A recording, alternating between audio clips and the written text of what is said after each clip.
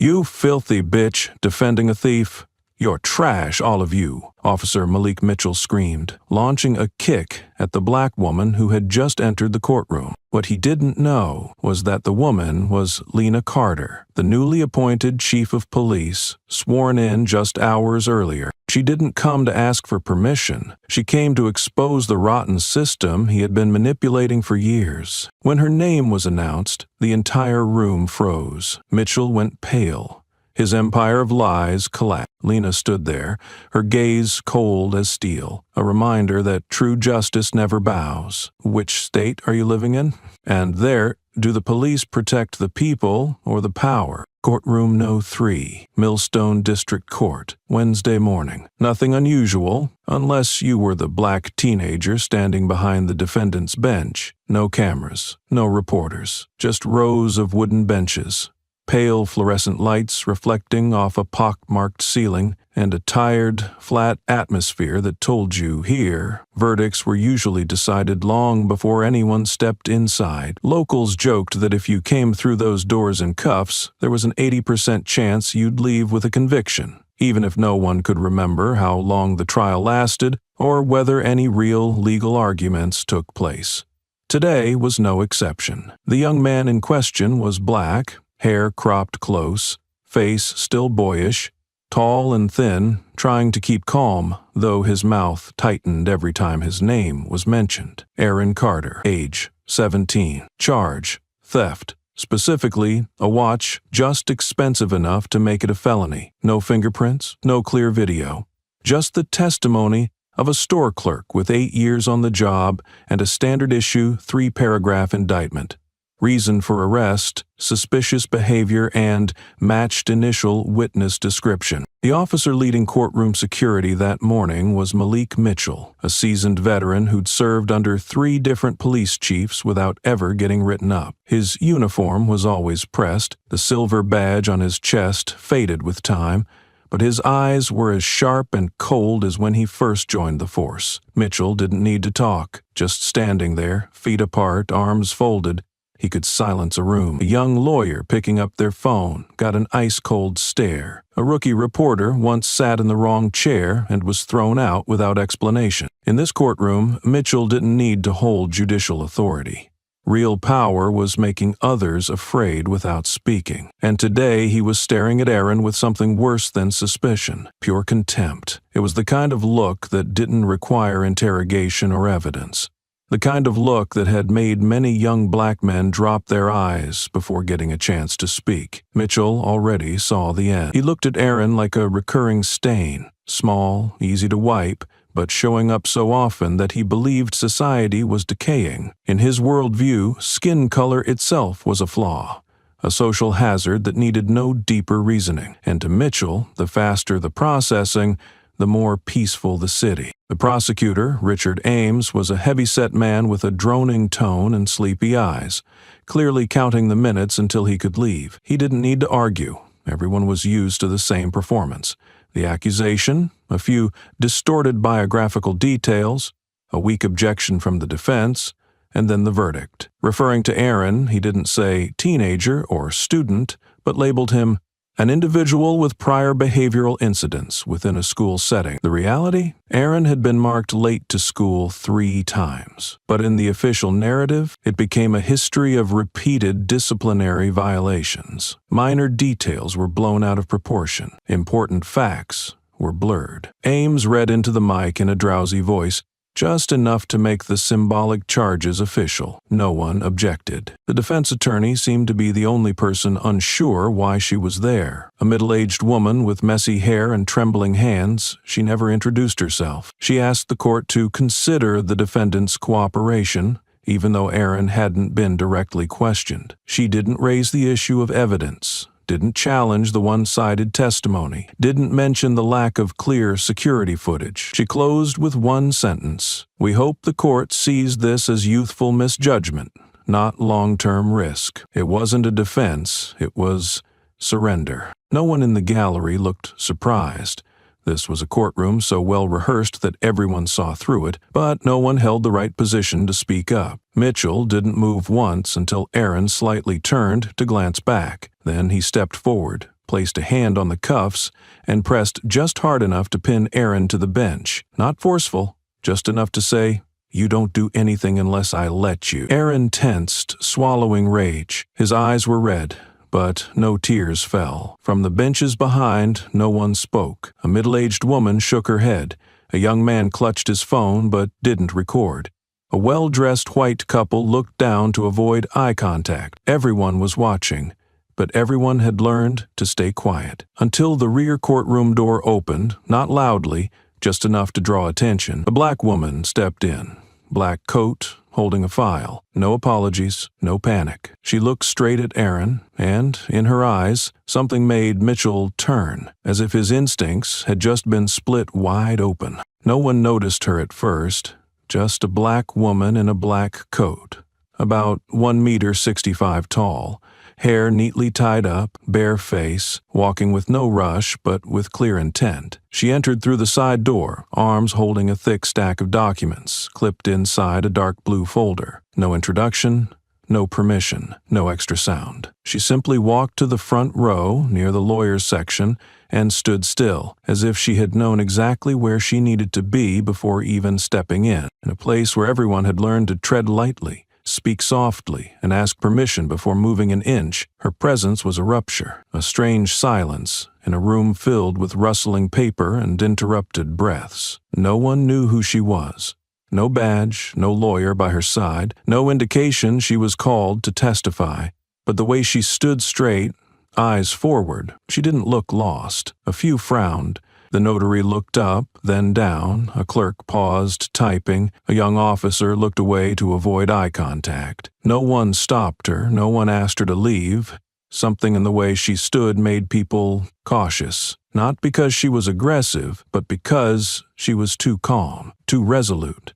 In a room where every head had learned to bow, someone who kept their spine straight and eyes steady was quietly, but clearly, defiant. It said, "I'm not afraid." And in that room, not afraid barely existed. To be unafraid meant untrained in submission, and to not submit meant the power to change the rules. Malik Mitchell noticed, too. He stood near the defendant's box, arms crossed, eyes scanning the room as usual, until something felt off. He turned, saw her. His frown came not from recognition, but confusion. A stranger, not on the witness list. No court badge, no official reason to be here. He walked toward her, slow and deliberate, not growling, not rushing, just a man too used to shrinking others with his presence. A man who'd seen eyes drop before he even spoke. But this time, the woman didn't back off, didn't flinch. Her eyes locked with his, steady, unblinking, unapologetic. And in that fleeting moment, Mitchell, a man who'd manipulated hundreds of courtroom proceedings, felt a chill down his spine because of someone who wasn't afraid of him. "Who do you think you are?" he said, not loud, but loud enough. Some heads turned. No one spoke for her. She set her folder down, calmly opened an envelope and pulled out a paper. She didn't hold it up, didn't wave, didn't speak. She simply held it at her chest and faced the judge, an old man fumbling for his glasses. Mitchell frowned again. He didn't like deliberate silence, especially from someone who wouldn't bow. He moved faster, blocked her view, assumed the same stance he used against street protesters. Feet firm, hand on his belt, gaze firm, ready to suppress. "I asked who you are." His voice colder now, sharp with barely contained authority. She still didn't respond. She stepped half a pace to the side, avoiding contact, not retreating, and kept her eyes on the bench. A small gesture, yet it brought a strange hush over the room. Not because she was being uncooperative, but because she refused to acknowledge the man giving orders in front of her. Mitchell felt the blood rush to his neck. He was losing control. "Get out," he hissed, voice tight, eyes red. "You're not allowed to stand here. This is a courtroom. No summons, no reason. You're disrupting the proceedings." A few people flinched. A chair shifted in the back. A young guard picked up his radio, ready to move, but Mitchell waved him off as if saying, "I've got this." He stepped closer, voice gritted. "Who do you think you are? Walking in here like you run the place." The woman looked up. Light from the side window caught her cheek, showing the tired lines around her eyes. but her gaze stayed clear. For the first time, their eyes fully met. Mitchell was close enough to hear her breath, even light. No fear, no defiance, no provocation, just a gaze of complete clarity. Someone who knew where she was, what she was doing, and didn't need permission to do what was right. Mitchell couldn't stand that silence. To him, silence could be resistance, and resistance had to be dealt with. She didn't speak, didn't back off, didn't look away, and that made him feel undermined. In the world Mitchell had built over 15 years, where one glance from him made people lower their heads, where power was measured by how much fear he could summon, her presence was a blade turned back at him. He reached toward her shoulder, maybe to pull, maybe to push, maybe just to prove he could still touch power without consequence. But before his fingers reached the fabric of her coat, a sudden sound rang out behind him. A chair clattered to the floor. Someone shot up in alarm, and in that exact moment, Mitchell had no idea he was about to deliver a blow that would decide the rest of his life. Mitchell could no longer maintain his outer composure.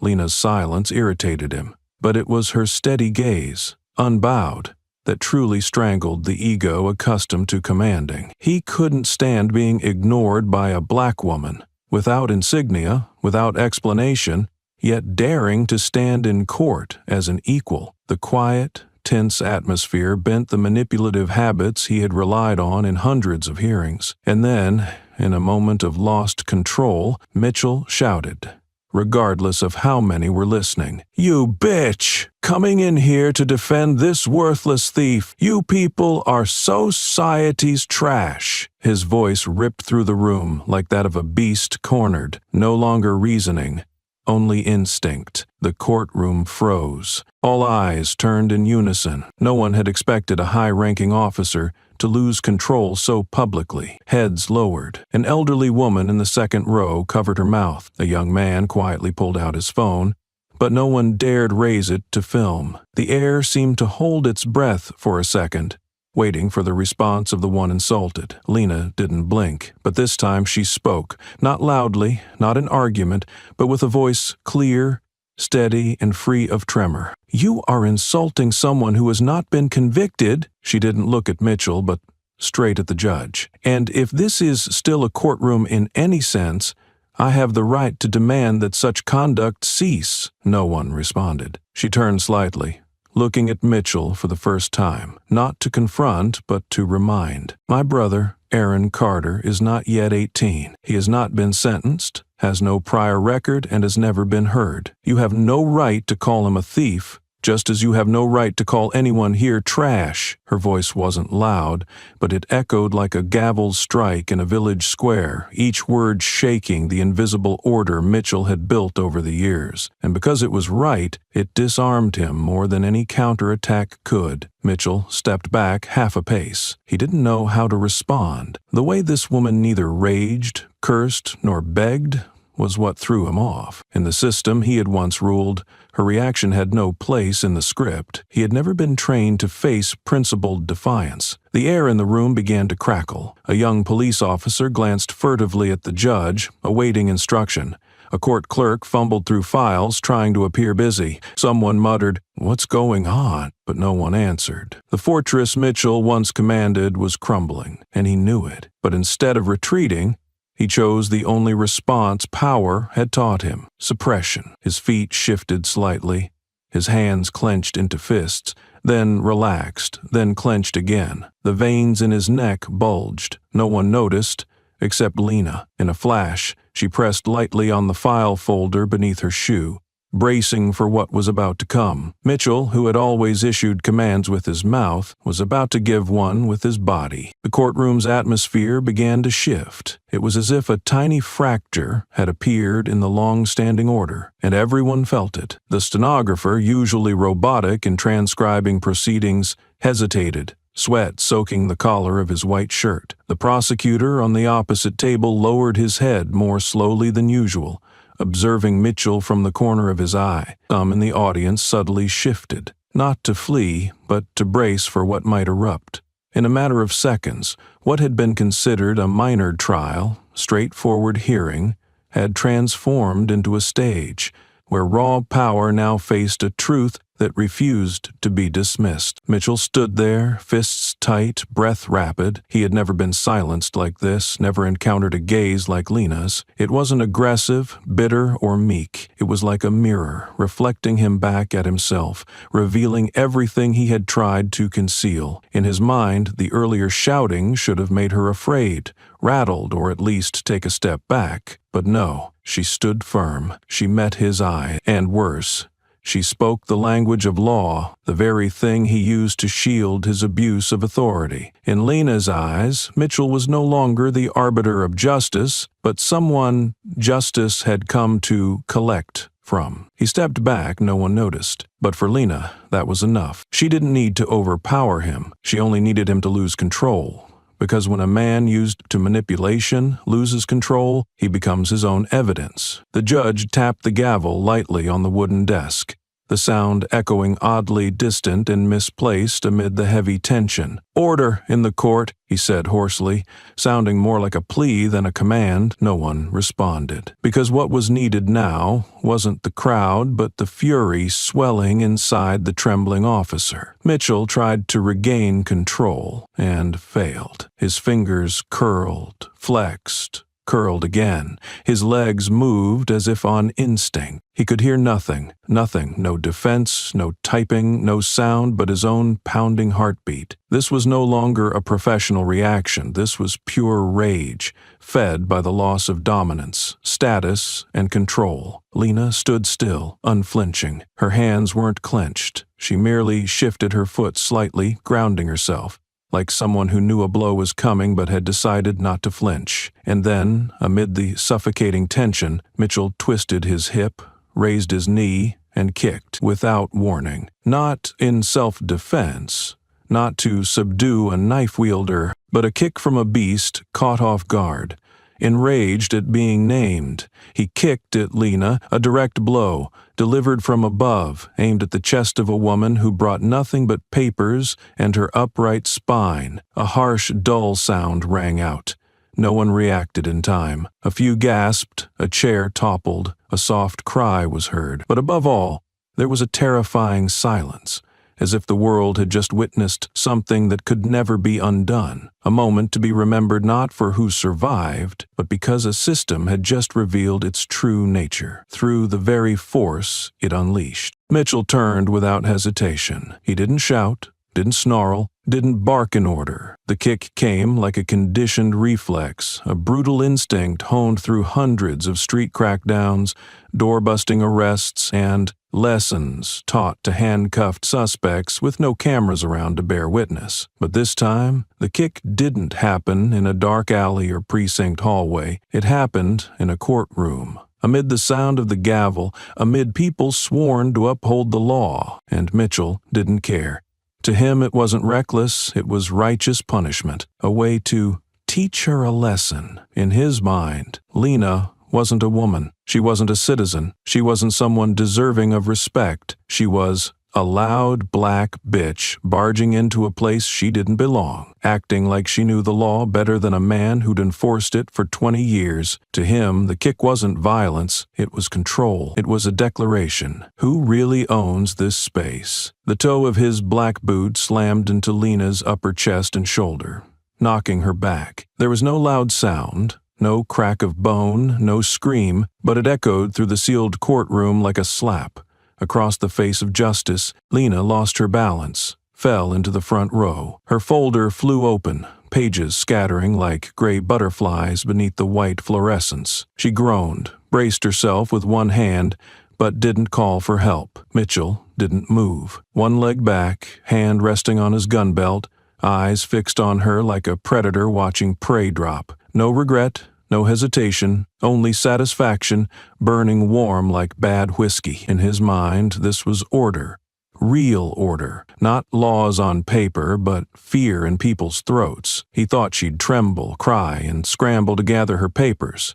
Maybe someone would call for security, but then everyone would go quiet again. Because this courtroom was still his, and that kick, that was just him reminding everyone. I'm still the law here. He waited for the usual silence, the averted gazes, the complicit quiet he'd cultivated for years, but this time, no one looked at him the same. Some turned away not from fear but revulsion. A few exchanged silent glances. A chair scraped softly across tile. Quiet, but enough to rattle him. Mitchell looked at Lena. She didn't beg. She didn't ask for help. She didn't cry out. She simply gathered her pages, steady and unfazed. Still not silent, still resisting, and it irritated him. The win he thought he had began to erode, not because others reacted, but because the one he'd kicked refused to shrink. He had floored many. They always backed down, but Lena didn't. She had been kicked. She had fallen. But she didn't break. That unsettled him deeply, because if that kick couldn't silence her, then maybe it would be the last one he ever threw in uniform. No one reacted right away. Time stood still. Everyone saw it, every movement, every flick of his leg, but no one moved. The security guard by the main door gripped his belt, fingers brushing the radio, then stopped, not out of doubt, but because no one had trained them for this. A senior officer attacking someone in court, Prosecutor Richard Ames leaned forward, hand half covering his mouth, eyes wide. He said nothing. The judge's hand trembled slightly on the gavel, but he didn't raise it. Not from fear, but from disbelief. He had never imagined needing to strike the bench over something like this, from a man sworn to uphold the law. A gasp slipped from an elderly woman in the third row. "Oh my God," she whispered, then covered her mouth as if she had done something wrong. A little girl clung to her mother, eyes shut, not in pain but in fear. A young man lifted his phone, then lowered it again. No one said a word, no one moved, because that kick, and the silence after, had stripped Mitchell's badge of every ounce of meaning. The courtroom was no longer a place of justice. It was a crime scene. And in the center of it all, Lena Carter, bruised but not broken, didn't cry, didn't curse, didn't scream. She just picked up her papers, page by page, as if to say, with every move, "I'm still here. I haven't left. And you just made a mistake you can't undo." Mitchell stood there, still breathing hard. But this time he didn't see her as a subordinate. He saw a crack he couldn't fix. And somewhere in that room, someone had begun recording.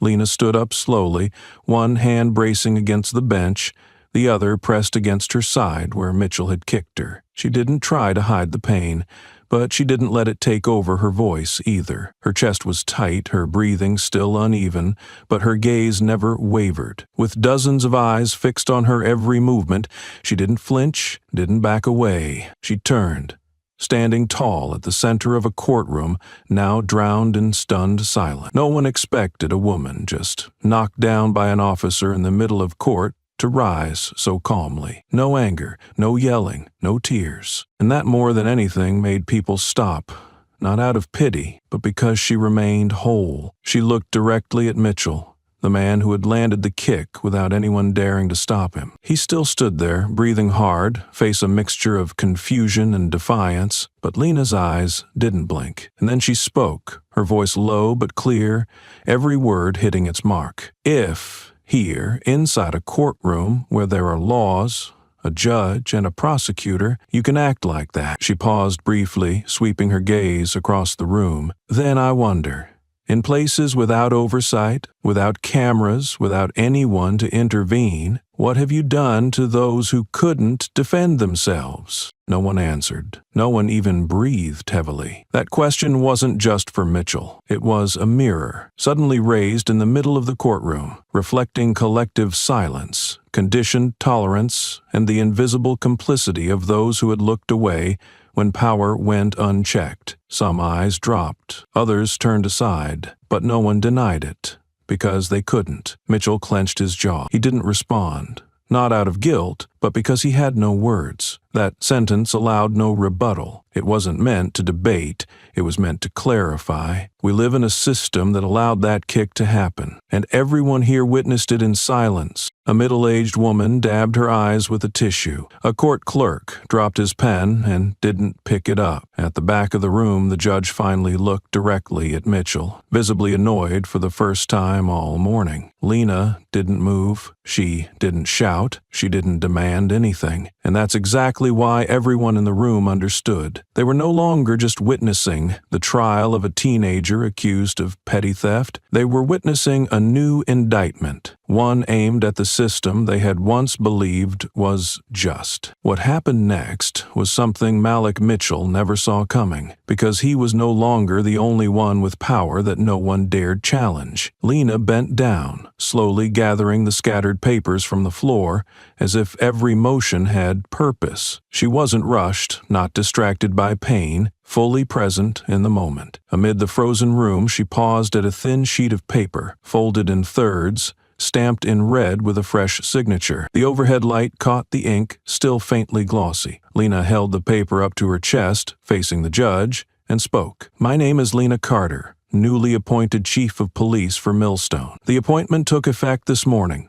The original documents are on file with the mayor's office, but this is an emergency certified copy." Her words dropped like a silent verdict, shattering the last remaining assumptions in the room. No one reacted in time. Lena lifted her head, her expression no longer cold, just steady. "And yes," she said, "I have full authority to suspend any officer who abuses their power in public." The room was dead quiet. No one spoke. No one looked at each other. The air, already tense before, now stretched so tight it seemed one small noise might shatter it. Someone dropped a pen. The metallic clang rang out sharp as glass. A court staffer took a deep breath and sat up straighter. A security guard glanced at his colleague, saying nothing, but the look in his eyes had shifted from waiting on Mitchell's command to watching for a new one from someone else. No one looked at Mitchell as a figure of authority anymore. They didn't know what to make of him, only that they couldn't look at him the same way. Someone in the room whispered, "It's really her," but no one followed up. There was no need. Every word that came after would just be a footnote to a moment that had already turned everything upside down. And Mitchell, he stood frozen. Not defiant, not mocking, not dominant. His eyes locked on the paper in Lena's hand, like he couldn't believe what he was seeing. His lips moved, but no words came. He looked around, like a man suddenly thrown from the ship he thought he was steering. But every pair of eyes in the room had turned away. No allies left. He was no longer in control. No one would save him. No nods of silent respect. No invisible shield of fear. And Lena didn't need to do anything more. She didn't flaunt her win. She didn't assert her power. She just stood, breath now steadier, gaze calm, neither triumphant nor threatening. But the entire room understood. The trial had ended. Not the official one, but the one that truly mattered. It ended the moment the woman who was kicked to the ground stood up and said her name. Less than 4 hours after the trial, the video showing Malik Mitchell kicking Lena Carter square in the chest was circulating on every major social media platform. At first, it was just a blurry, shaky recording taken from the back of the courtroom. No zoom, no color correction. But the audio was disturbingly clear. A hissed voice through clenched teeth, "You people are society's trash," captured raw, unfiltered. The way he swung his leg, the moment Lena flew backward, the thud of her body hitting the wooden bench. It was all too real to ignore. No need for clickbait.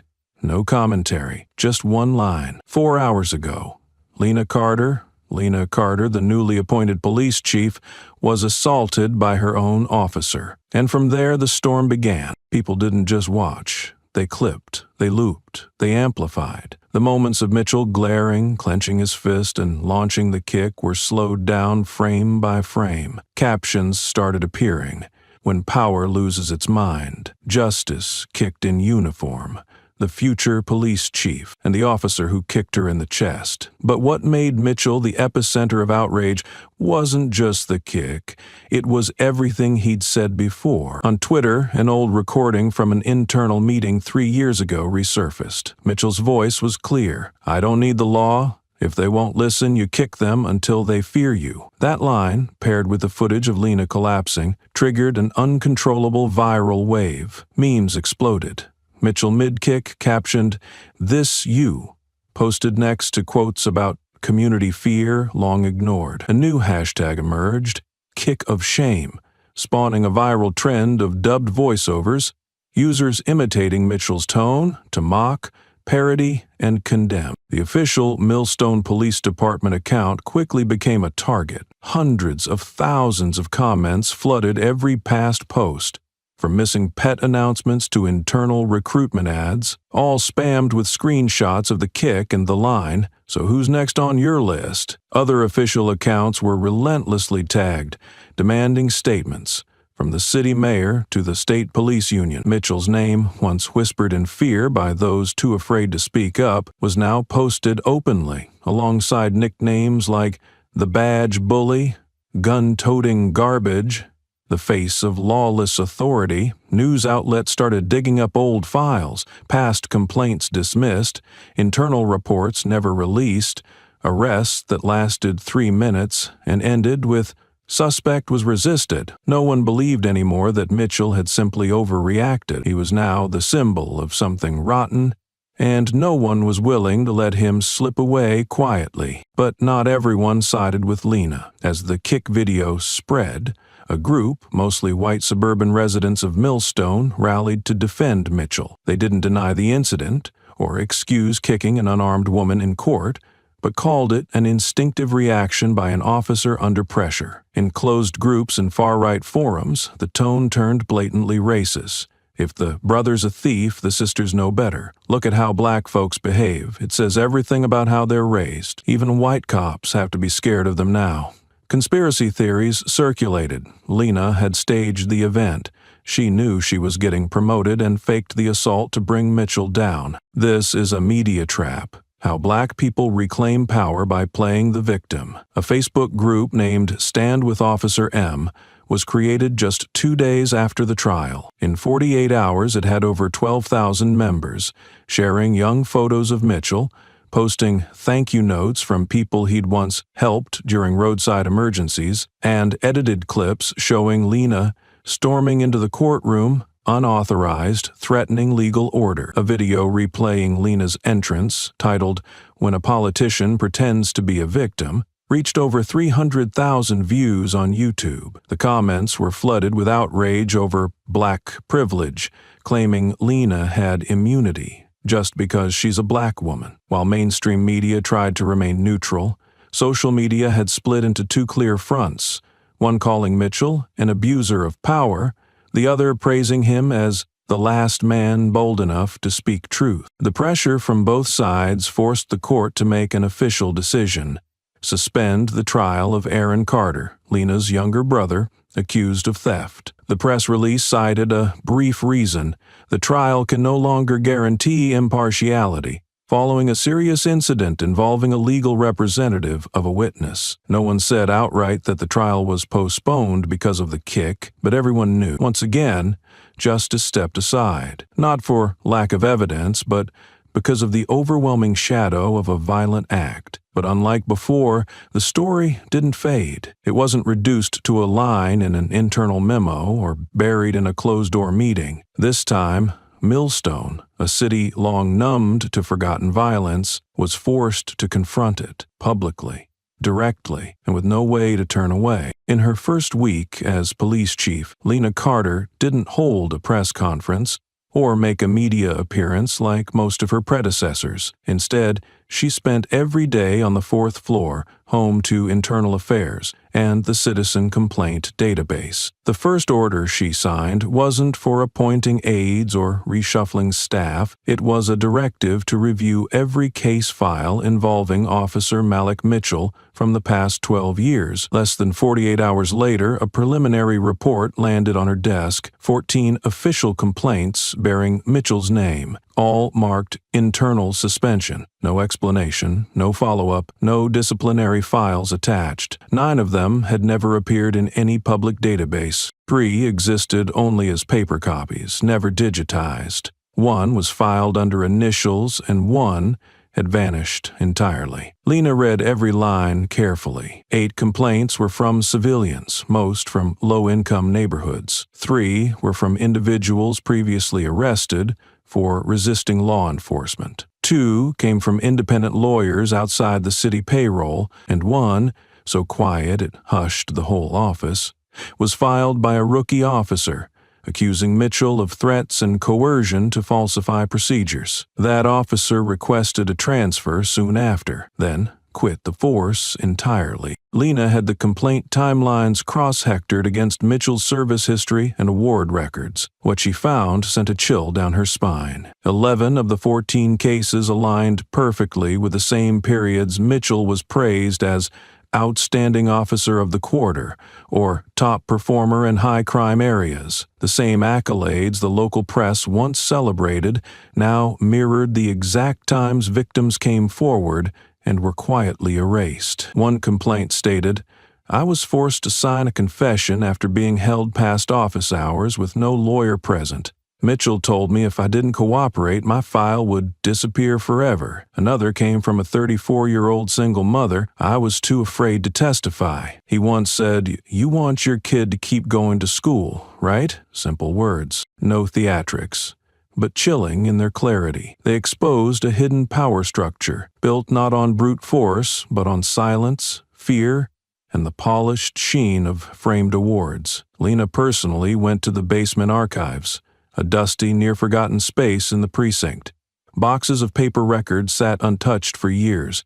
Some documents had rusted clips, crumbling spines, but they were still there. Handwritten statements, wobbly signatures, faint red stamps from a pre-digital era. The evidence no one wanted to see now lay before the newly appointed chief. No conspiracy, no mystery, just a methodical, quiet system of erasure, where truth didn't need to be distorted, only ignored. Lena didn't feel anger. She felt responsible. Mitchell's name didn't fade on those pages, but now, for the first time in 12 years, he wasn't standing alone. Someone was finally reconnecting the pieces that had been suspended without explanation. As the system began to reveal its old cracks, a seemingly minor detail emerged from a boy with no name in any file. Kevin Simmons, 16, attended the same school as Aaron Carter. They weren't close friends, not even acquaintances, but on that morning, Kevin had been riding his bike past the market on his way back from the library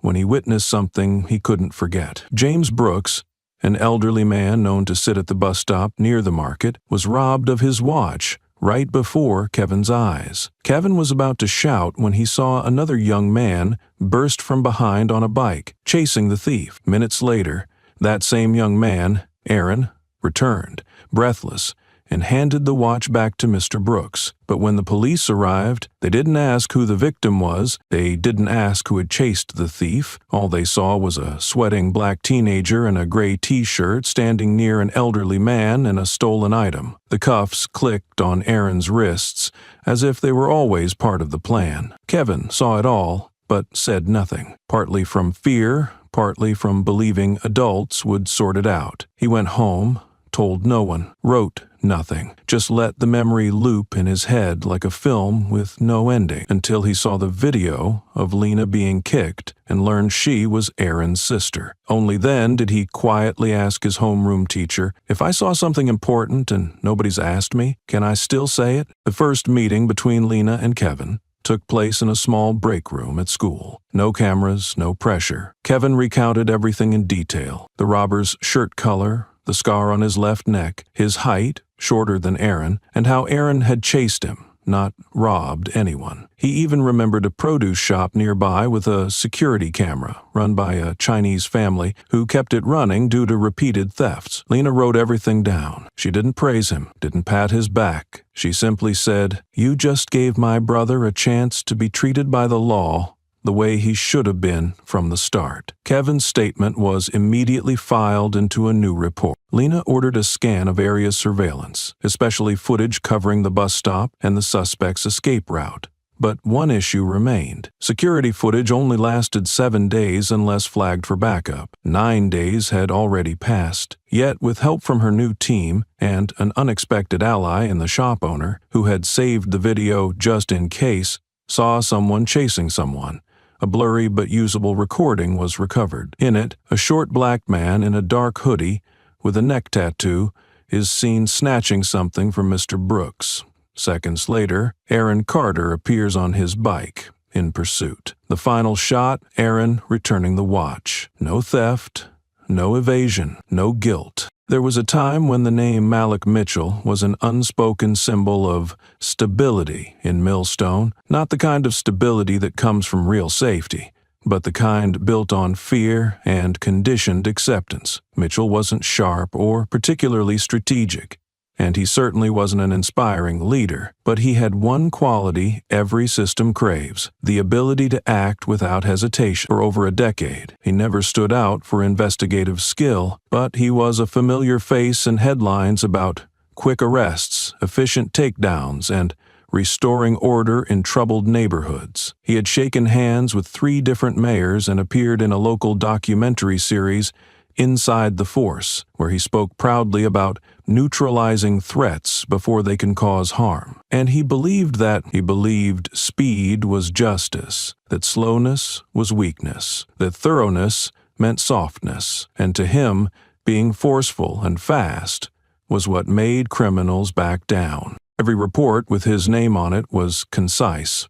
Suspect identified at scene, appropriate force applied, no significant civilian harm. No one asked further. No one dug deeper. The lack of scrutiny was disguised as field experience. Complaints against him always coincided with his commendations. Grievances were quietly filed away in a system labeled internally resolved. To many, Malik Mitchell was the only one brave enough to enter alleyways that younger officers avoided. He knew when to fake a gunshot, when to use force that left no marks, and he reaped the benefits, not just bonuses, but authority. His words carried weight. His stare silenced rooms. His presence made whole blocks go quiet. Then came the incident at the market, a frantic call about a stolen watch. Mitchell arrived in under 2 minutes. The scene was familiar. An old man, pale-faced, a sweaty black teenager, the watch in the younger one's hand. He didn't need more data, no questions, no confirmation. In his mind, every detail aligned with the instincts he'd spent years feeding with bias. Black, gray t-shirt, right place, right time, enough reason. Aaron's wrist was twisted, his face scraped with dirt from the sidewalk. Mitchell never heard him speak because he never let him. By the time his superior arrived, Mitchell had already completed the preliminary report. Suspect apprehended at scene, attempted to flee. A textbook entry. Clean. Justified. That night he got a text from his supervisor. Good work. By morning, he was being nominated for internal recognition. He felt no worry, no doubt. Everything was going according to the rhythm he'd followed for more than a decade. One arrest, one news blurb, one more line on his record. Aaron Carter wasn't a person to him, just a subject in the system, another statistic. And what pleased Mitchell most was the belief that no one could break that cycle. At first, he didn't think much of the name Lena Carter, just another new face. A black woman in black clothes holding a fat folder. He had seen hundreds like her, journalists, civil workers, defendants' relatives, who always left after shouting a few lines about justice and the system. In his mind, Lena would be the same.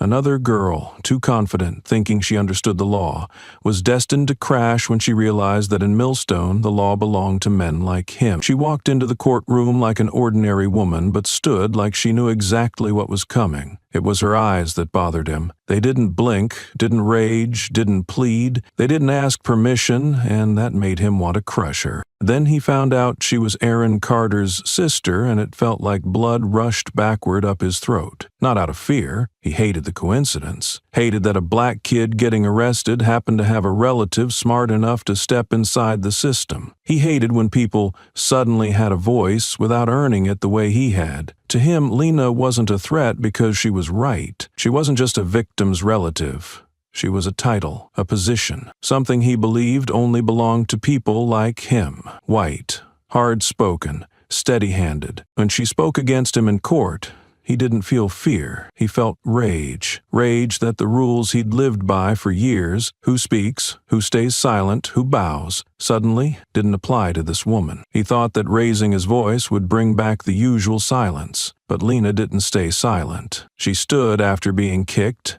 looked him straight in the eye as if that very kick had exposed his true position, a man out of control, no longer worthy of representing justice. In the days that followed, he didn't sleep through a single night. His name was all over the internet. Quotes from his old interviews became memes, accusations, and call-outs.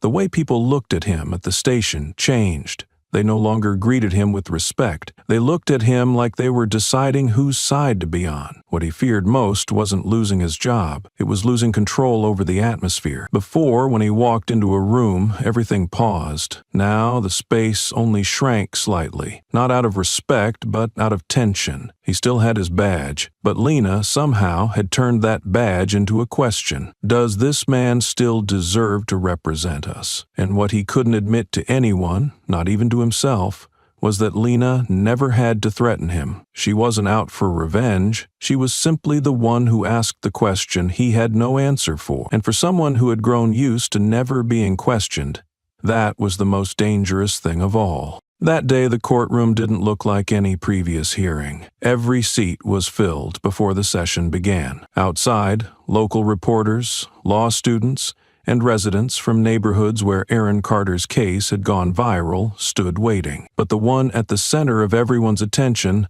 was a boy, 17-year-old Aaron, his hands still slightly trembling as he stepped onto the witness stand. Dressed in a plain white shirt, his face was thin, but his eyes no longer lowered the way they had in those early days after his arrest. He knew today would be the first time he got to speak a full sentence, without being cut off, without being judged the moment he was seen. And the person who made that possible was his sister, Lena Carter, the same woman who had once been kicked down in this very room, now standing in it to protect justice. Lena didn't sit with the prosecution or approach as the defense attorney. She stood at the back in what court staff called the neutral zone. Yet on that day, her silence and resolve spoke louder than any legal argument. The case file was complete. Security footage from the vegetable shop captured a short black man in a dark hoodie snatching a watch from Mr. James Brooks before fleeing. Then, it showed Aaron riding his bike after the thief, retrieving the item and returning to hand it. The footage was blurry, but unmistakable. The thief had a tattoo behind his left ear. Aaron didn't. The person returning the stolen item was Aaron, not the one who had taken it. These seemingly simple facts had been ignored, wiped from the initial report for one reason. He was a black boy in a gray t-shirt, standing near a crime scene not yet investigated. Mr. James Brooks, the elderly man in the video, was also present in court. When asked if he could confirm Aaron was the one who returned the watch, he answered, "Clearly, it was him.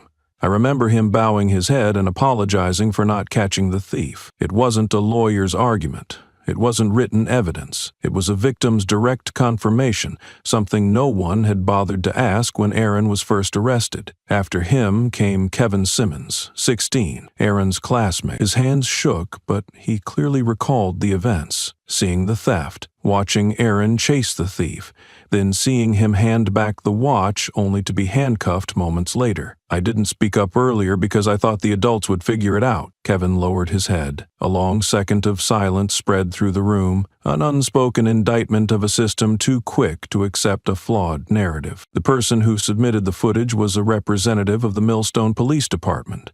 But everyone knew, if Lena hadn't been the one to demand it, if she hadn't gone door to door, store to store, it would have been lost like so many others. Now, in front of a city that had once turned its back, the truth no longer belonged only to those in power. It stood at the witness stand as an undeniable fact. And for the first time in months of being labeled a suspect, Aaron Carter's name was finally called out, accurately, without additions, without erasure. The air in the courtroom held quiet applause, not explosive, not chaotic, but enough to feel that everyone had just witnessed something rare, the truth winning. Aaron Carter, a teenager once misjudged for his skin color and being in the wrong place, was now seen for who he truly was. He stepped down from the stand no longer as an accused, but as someone reclaiming his right to exist in society without suspicion. Lena didn't smile. She only nodded gently when her brother looked at her. For her, this wasn't a triumph. It was the final duty of a sister,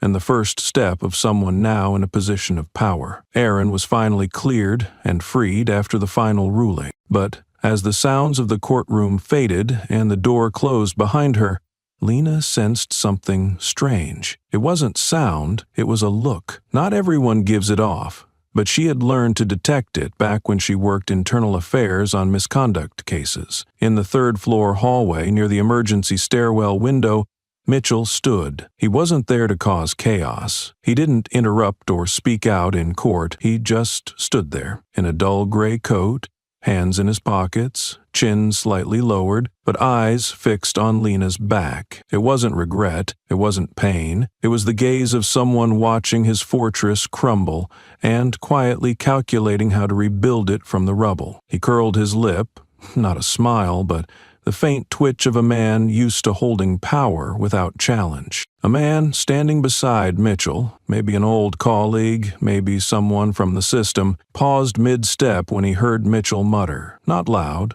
but clear enough, "You think you've won?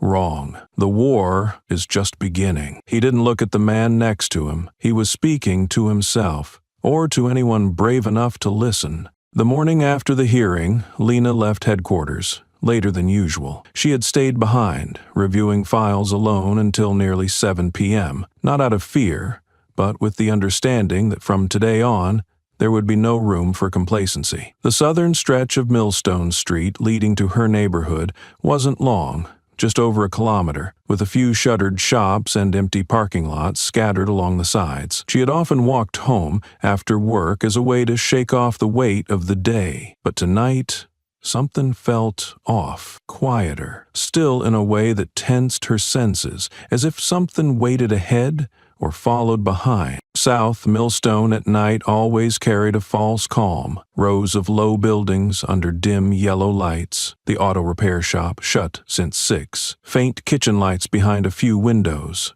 the smell of cooking oil and cigarettes drifting from the third-floor apartment across the street. Lena knew every crack in the pavement, every damp wall, even the clinking of metal from an old billboard at the end of the block. This was the street she chose to remind herself.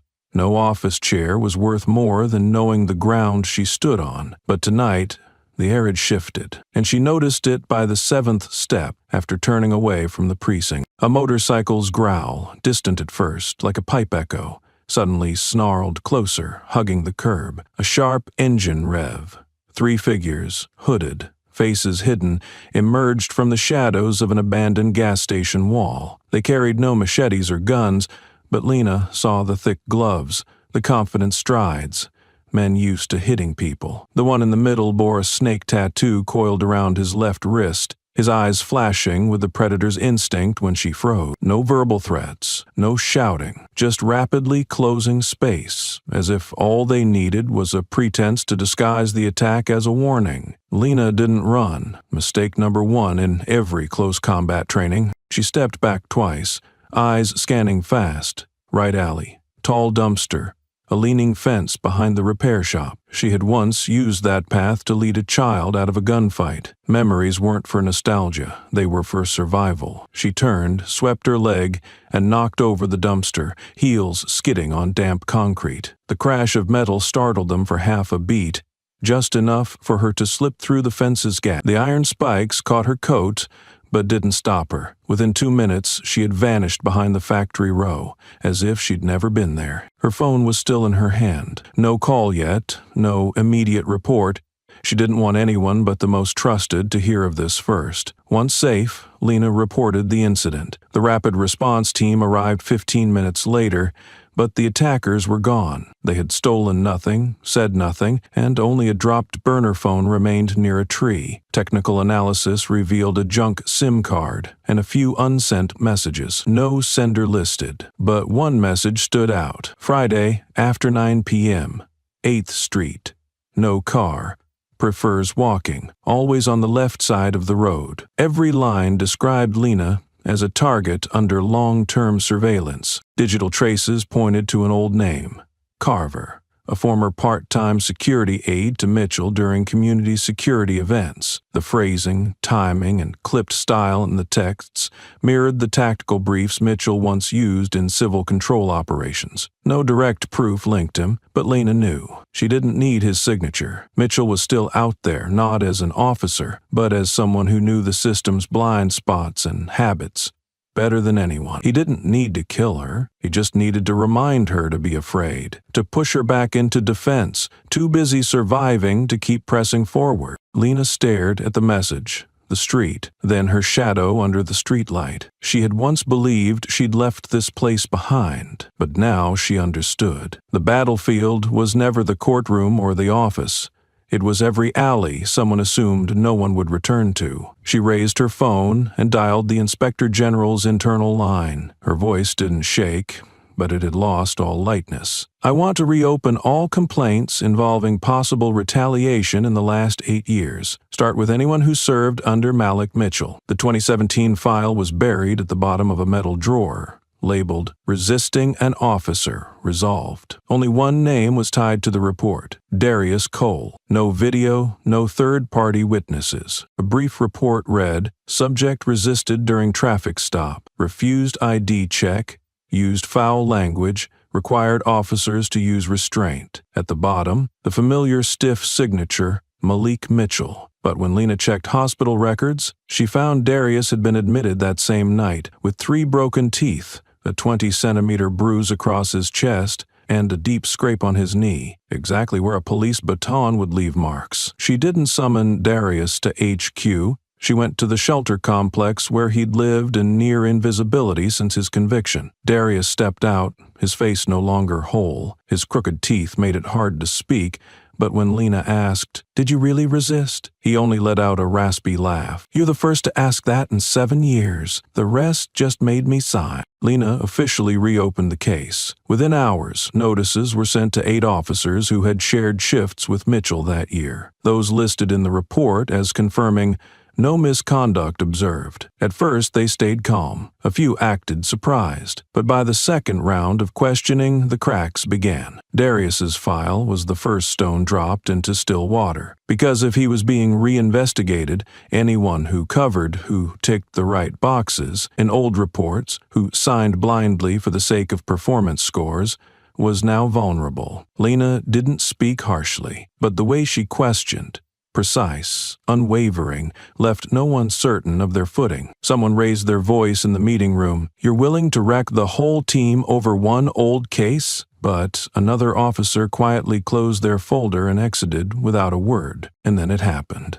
The one thing every task force dreads: fracture. 2 officers requested extended leave, citing personal stress. One asked for a transfer. 2 others started texting around, asking, "How deep is she digging?" Suspicion spread like a virus. Every glance in the canteen, every casual check, and now felt like a test. Who still stood with Mitchell? Who was silent to survive? And who was starting to fear the very things they'd once done? Lena didn't need answers right away. She knew cracks in a wall don't begin with punches.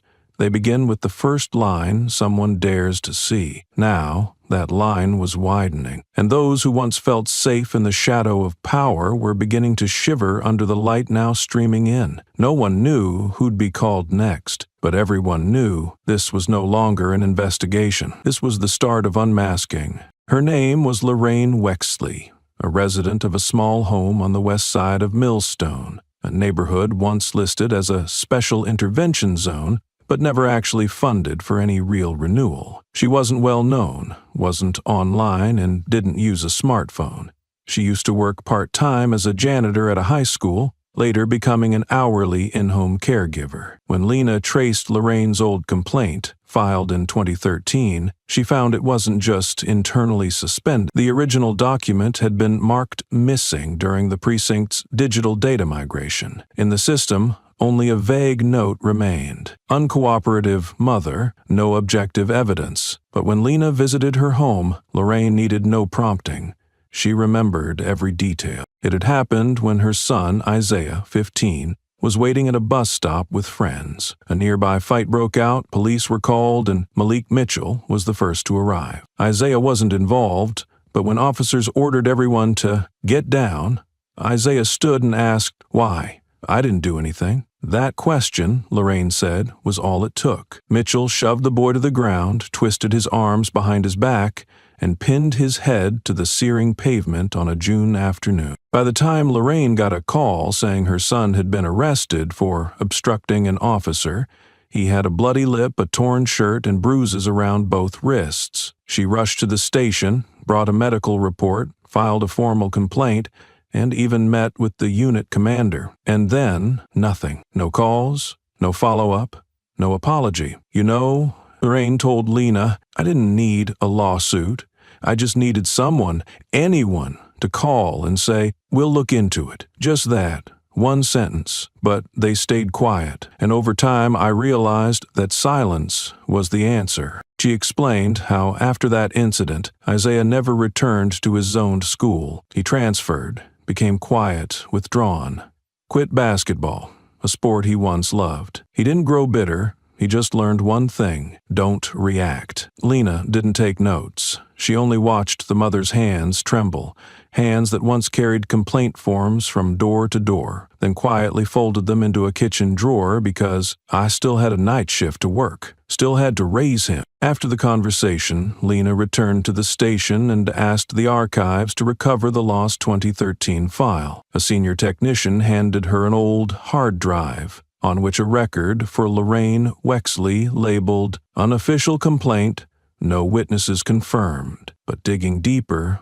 Lena found the original scan, a photo of Isaiah's wrists, bruised in the shape of standard-issue cuffs, and a handwritten note from a PP teacher. "I saw Isaiah being taken away without showing any aggression." That letter was never included in any formal case file. Mitchell had already filed a same-day report. Subject displayed disorderly behavior, refused to comply, and the system believed the signature on the report. Not the mother, not the boy, not the teacher. Only the man who got to write the story first. Lena pushed back from the desk, paused in silence, then updated the case status, reopened for internal investigation, request to verify past misconduct. She knew no one would be arrested from this alone, but for the first time in over a decade, someone had written the name Lorraine Wexley without attaching the words "insufficient evidence." To Lena, every buried complaint was a stolen story, and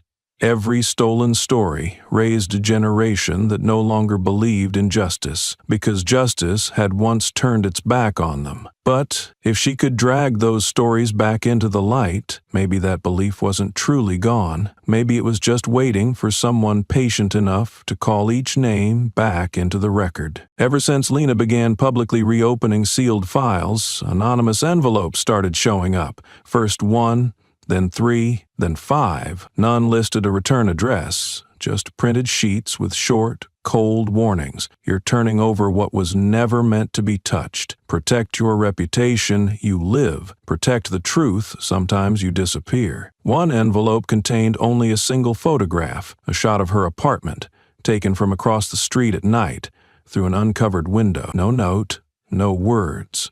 But Lena understood exactly what it meant. Someone wanted her to know she was being watched. They didn't need to show their faces. Mitchell didn't need to sign anything. There was no need for open opposition. The filth left behind by those who had once thrived with him or profited from his presence was now seeping out in other forms. Rumors spread that she was using the title of police chief for political gain. Anonymous emails accused her of having a personal relationship with a prosecutor, someone she had never even met outside of work. A hidden post on an internal law enforcement forum quickly went viral, falsely claiming that Lena once cast a blank vote in a neighborhood task force budget meeting, causing officers pay cuts. None of it was verified, but it was enough to stir suspicion, and sometimes suspicion is more dangerous than a direct attack. That night, just one day before she planned to publicly release the preliminary investigation report,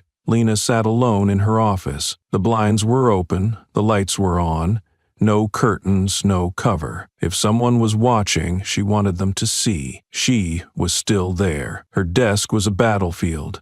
Mitchell's case file, logs of suspended incidents, copies of unsigned witness reports, a thank you letter from Lorraine Wexley, and Kevin Simmons' testimony report. All of it lay out in front of her, and she was the only one still standing. A junior officer knocked and handed her another envelope, this one containing a photocopy of her birth certificate, a red slash across it, and a note scrawled, "Whose child are you?" to put a man like Mitchell on trial. No return address, just a faint office printer stamp. She set the envelope aside. Burning it wasn't an option. Silence is even less so. Lena turned to her screen, opened the folder titled First Round Release, clicked Save, and printed. One by one, the pages rolled out. Each one a piece of evidence once discarded, each statement once deemed unreliable. She compiled the file, sealed it with a label, Preliminary Investigation Report, Public Release. By morning, it would be delivered to newspapers, the mayor's office, federal oversight boards, and, most importantly, posted on the digital bulletin of the Millstone Police Department. No press conference, no grand speech, just one simple act. Let everyone see. She didn't expect applause. She didn't hope to be called a hero. But if even one person who had once been silenced saw their name in that report and realized, I wasn't crazy, I wasn't alone, then for Lena, that would be enough. She wasn't tearing down the system, she was giving it a chance to look at itself. If it chose to resist, to defend the wrong, then at least everyone would have to show their faith. Lena left the office just before midnight. The hallways were empty. But she knew darkness had never been the problem. The problem was the people who had grown used to living in it, now forced to face the light. And she was the one holding that light, not because anyone asked her to, but now no one could stop her. The press room that day was packed, not because reporters were lured by glossy invitations, but because everyone wanted to see what would happen when a police chief, herself a victim of official violence, announced she would make public an entire system of misconduct that had long been buried. In front of the podium was a large screen. No flags, no banners, no sound effects. Lena stepped out holding a nearly 70-page document, Preliminary Report on Data Manipulation and Abuse of Authority in Law Enforcement, Millstone 1999-2022. But it wasn't the words that made the room tense. It was the data map behind her, projected the moment she began to speak. The map was a satellite image of Millstone, divided by residential zones. Red dots appeared across it, each marking a documented arrest over the past 20 years. At first, the dots were scattered, then rapidly spread like ink on paper. But what stunned the room was the density in the east and south ends of the city, where people of color made up 82% of the population. Lena zoomed in on one cluster, Zone 7, 241 arrests in 4 years, 196 of them labeled as potential public order threats, over 89% being people of color or immigrant background. On screen, a side panel lit up. Primary Arresting Officer, Malik Mitchell, 37 cases. Beneath that, a line graph tracked Mitchell's arrest activity against the timeline of his internal commendations. Lena didn't have to explain much. The data spoke for itself. On the same screen, an algorithm revealed a startling overlap. On average, for every 6 arrests Mitchell made, 1 complaint was filed, and not a single one resulted in a disciplinary hearing. Lena then quietly presented another piece of evidence, an internal audio recording from a closed-door meeting in 2014, where an officer was heard saying, "We let Mitchell do it because he knows how to clean up trash, and trash doesn't need protecting." That sentence, played out loud in a press hall, dropped like a weight. No one could argue. No one could pretend not to understand its meaning. "We used to believe order was something maintained through numbers," Lena said, her voice not loud but unwavering. "But when numbers become a tool to conceal bias, to legitimize violence, to reward wrongdoing, they stop being data, they become weapons." All eyes turned to the screen behind her, where arrests were color-coded, red for excessive force, yellow for internal complaints, black for cases that vanished from the system. And at the center of it all was a glaring label, Mitchell, Zone of Manipulation. Lena didn't end her speech with a promise. She ended it with a question. If that kick hadn't happened that day, would any of us be sitting here seeing this truth now? What seemed like a personal outburst had become the first light shining on a wall left untouched for far too long. An act once viewed as crossing the line has now exposed a system that had fed on fear, complicity, and the silence of those who believed they had no right to speak. The press conference ended without applause, but within hours, hundreds of tweets and dozens of video clips from the presentation began circulating online. Lena's name was mentioned not just as a police chief, but as the first person to use the system's own power to reveal its true face. And even though some still called her a traitor to the force, thousands of others, those who had been wrongly arrested, beaten with no cameras, who had filed complaints that were never answered, knew that someone had finally said their names out loud. The moment Lena Carter's press conference ended, Millstone felt on the verge of a new era, one where data, evidence, and truth could finally stand in the open. But less than 12 hours later, editors at no fewer than 7 regional independent news outlets began receiving strange emails. No gag orders, no legal threats, just one repeated phrase. We suggest temporarily removing content related to information not yet verified by the appropriate authority. A few local broadcasters received phone calls not from the Millstone Police Department, and certainly not from the city's press office. They were connected instead to representatives from the State Internal Affairs Liaison Office, an agency Lena, despite being the chief, had no jurisdiction over. These callers didn't threaten, but they spoke in a language familiar to media executives. Ensure content doesn't create confusion in a multi-ethnic community. Wait for official conclusions before assigning labels. Be careful not to turn an individual into a misguided symbol. It all sounded reasonable, but the real message was clear. Stop. Don't stir it further. By the next morning, posts referencing Lena's press briefing had been pulled from multiple platforms. Some were flagged as unverified information. Others were removed for violating community standards. When Millstone PD's communications team tried to request reinstatement, no platform gave a clear answer about who issued the takedowns. No name, no public account, only one signal. The system was responding, and not from the bottom. Everything came into focus when a staffer from the state government communications office leaked an internal email. The sender? A deputy director of the state security office. The recipient? Lead press coordinator, district agencies. The message was a single line. Pause all disclosures related to Malik Mitchell. The Millstone investigation is not yet concluded. Letting the media shape perception first will set a dangerous precedent. The phrase dangerous precedent sent a chill down Lena.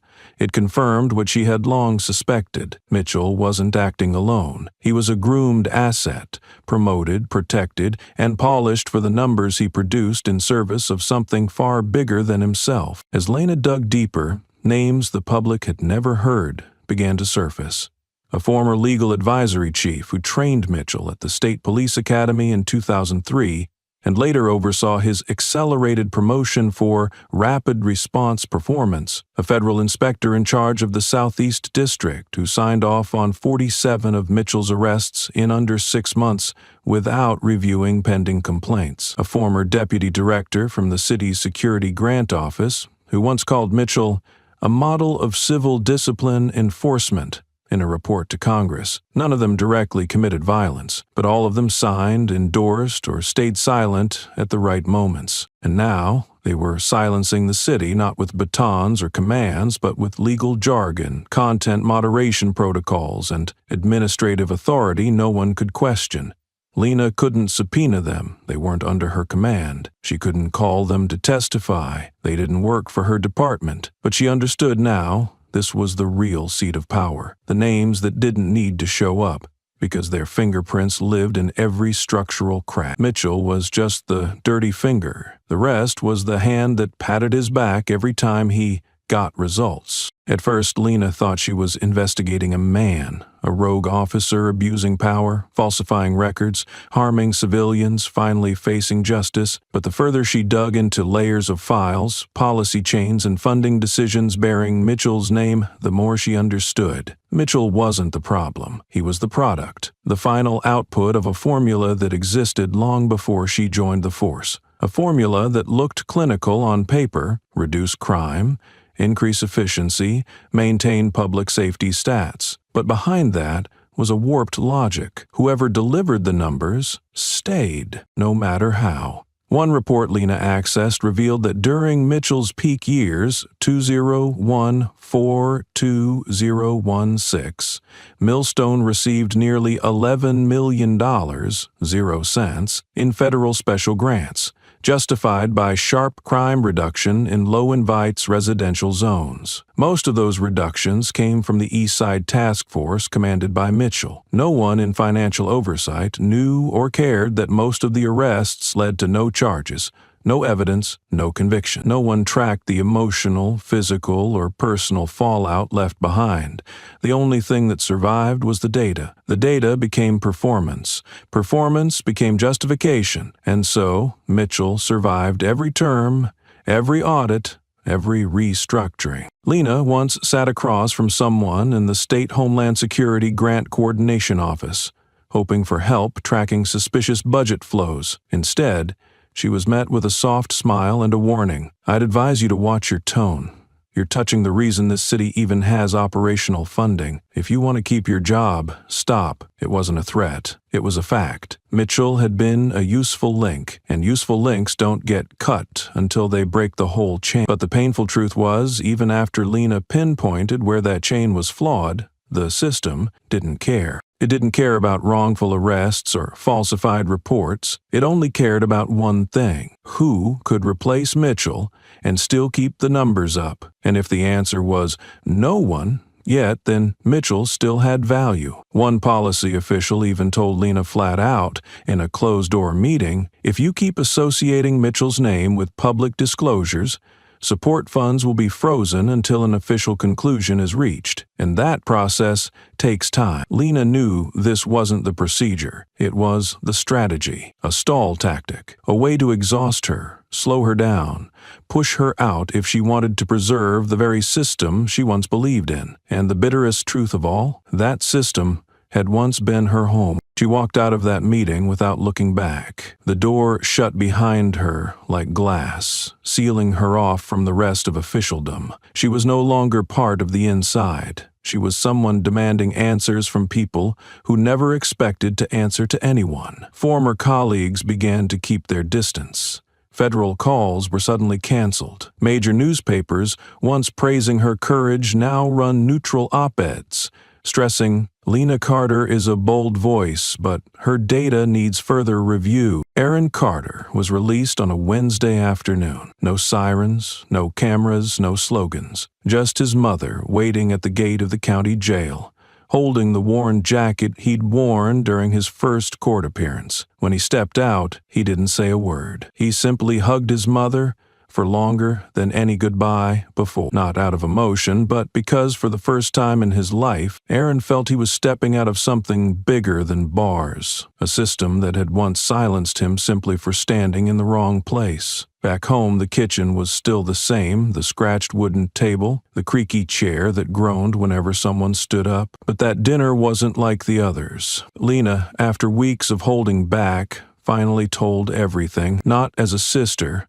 but as a woman who had survived a storm her family never knew was that massive. She told them about the anonymous letters, some quiet, some hateful, about meetings where she was spun around by the very co-workers who once greeted her warmly but now avoided her gaze, about reports that mysteriously vanished, only to resurface altered. She even mentioned the email warning her that what you're doing could disrupt emergency relief funding. The dinner table fell silent. Aaron's mother didn't ask questions, just poured more lemonade. And Aaron, the boy who was once yanked off his bike just for being near a robbery, picked at his greens, spinning his spoon in the bowl like weighing the universe in his palm. Then he looked up, voice low but firm. "You know, I used to think I was the problem, the weight that dragged you down. But it turns out I was the reason you couldn't back out." That night, Aaron didn't sleep. He sat in his room with only a single yellow light on, opened his old laptop. He didn't fix his hair. He didn't write a script. He turned on the camera and stared straight into the lens, like he was looking into a mirror. "My name is Aaron Carter," he began. "I'm the one you called a criminal. The one who was handcuffed not because of evidence, but because of my skin. The one whose sister you kicked in the middle of a courtroom." His voice didn't shake, didn't rise, but there was something in it that made you unable to look away. He laid it out plainly, from Mitchell's first grab to the way everyone stared when his sister was kicked, and no one stood up. I stayed silent. Back then, I was ashamed that I pulled her into this, but now I get it. I'm not staying quiet anymore. Not for revenge, but to defend what my sister stood up to protect. That no one should be hit just because they dared to stand up. The video was exactly 7 minutes long. No background music, no effects. But within 10 hours of posting, it had been shared over 70,000 times. No edits were needed, just his words flowing straight into the eyes and the hearts of those watching. In the comments, hundreds wrote, "I used to be you. We thought silence kept us safe. Not anymore. Lena isn't just your sister. She's a mirror for everyone being choked while no one's looking." Aaron didn't become a hero. He became a reminder that in every person who once stayed silent, there comes a moment when you can no longer bow your head. And sometimes resistance doesn't begin with shouting, but with a family dinner and one simple line, "I don't want to be quiet anymore." Aaron's video spread faster than any report Lena had ever released. No graphs, no charts, no data maps. Just the face of a young man, once arrested, without being properly questioned, once labeled without evidence, now looking straight into a lens. Speaking slowly, but with undeniable weight. "If the man who kicked my sister isn't in jail, then what are you teaching the next ones who wear the uniform?" What seemed like a statement of anger landed like a public indictment. Law students shared it, influencers quoted it, and most importantly, it landed in the inboxes of the district attorney's office, Millstone's mayor, and the state inspector general. For the first time during the investigation, the pressure didn't come from data. It came from the very people who once believed they had no voice. The media couldn't ignore it. This was no longer an assault case. It was a call from a citizen once ignored by the very court that was meant to hear him. Within 72 hours of the video's release, the DA's office was flooded with calls from city council members, parent groups, and local voters. A group of black veterans who had served in peacekeeping missions issued an open letter. "If the government can't protect someone kicked down in court, don't expect the public to believe in justice." The pressure didn't come from career activists, but from everyday people, nurses, teachers, drivers, mechanics, people who had once passed Mitchell without daring to meet his eyes. Now they were asking in unison, "He's still free. What lesson is that teaching anyone?" By day 3, the Millstone District Attorney's Office issued an official statement. Officer Malik Mitchell will be held in custody pending investigation into serious legal violations, including assault of a high-ranking official, abuse of authority, and unjustified civilian assault. No more evasive language, no more legal shields. Mitchell's name was in the headline, not as a protector of the law, but as a suspect. A copy of the detention order spread online, one that many thought would never exist. No press conference, no soft-spoken briefings, just a signature, an ink stamp, and a command: detain. When Mitchell was taken from his suburban home, where neighbors once greeted him each morning, calling him boss, no one came to see him off. No flashing lights, just a white police car with the rear door open and 2 plain-clothes officers at his side. Mitchell stepped out in a wrinkled T-shirt, uncombed hair, and eyes avoiding the cameras. He said nothing, but this time the cameras weren't across the street or peeking from behind fences like when he was leading an inquiry. This time, the cameras were level, direct, recording the real face of a man who once thought he was untouchable.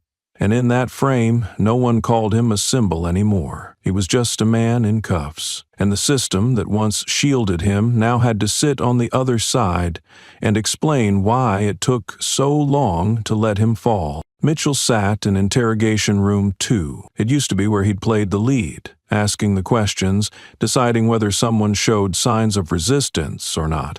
But today, he wore no badge, had no nameplate. The chair was the same, black plastic, cold metal legs, but the posture was different. Gone was the arrogant lean. Gone was the gaze that once dominated the room. He sat upright, hands flat on the table, just as he used to order others to do, but his fingertips trembled, and he couldn't stop it. White walls, one-way mirror, no coercion, no shouting, just a single question from the other side. Why didn't you report the incident at the trial? Mitchell licked his lips, a reflex. He looked down, as if flipping through the mental scripts he once used to slip through trouble. He used to be good at that. There was a time he built an arrest report solely from the words of a hazy witness. There were times when a phone call from him made the footage mysteriously glitch. But today no one handed him a list of prepared answers. No colleague was in the room to signal with a glance. Every word he had to own. And the truth was, after 20 years, he had never had to own a single word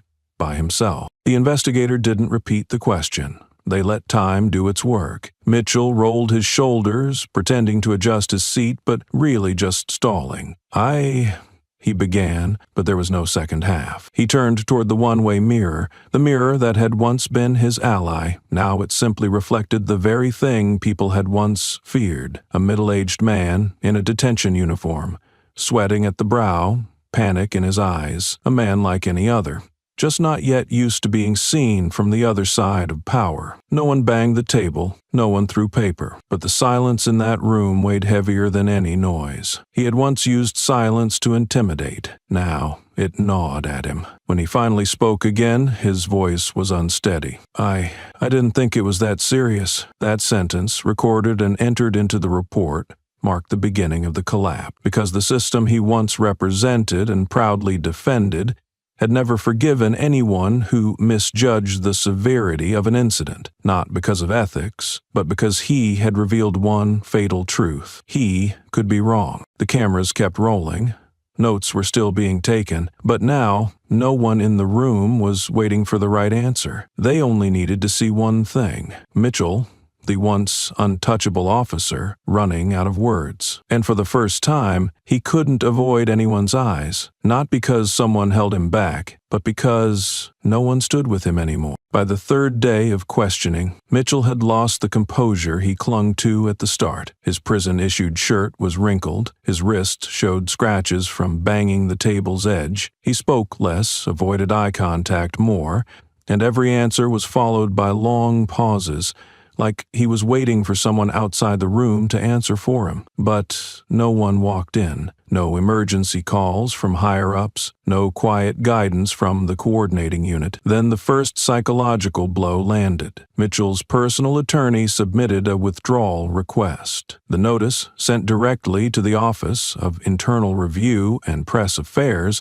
read simply, "Client has failed to provide necessary, truthful information." A polite sentence, but anyone in the field knew what it meant. Mitchell said nothing upon hearing it, but his eyes widened slightly and his hands clenched, not to resist, but as if trying to hold on to something slipping away. In less than 48 hours, more signs followed that the safety net around him was dissolving. A former commander, once pictured beside him at a rapid response team celebration, declined to appear as a character witness. A policy board member who had once described Mitchell as a strategic asset abruptly stepped down, citing health concerns. A state-level civil security director, seen front and center at Mitchell's 2017 medal ceremony, sent only 3 words to the press: "No comment," and so the silence spread. But the most telling signs weren't in the refusals, they were in the erasers. Emails once used to defend Mitchell quietly vanished from internal servers.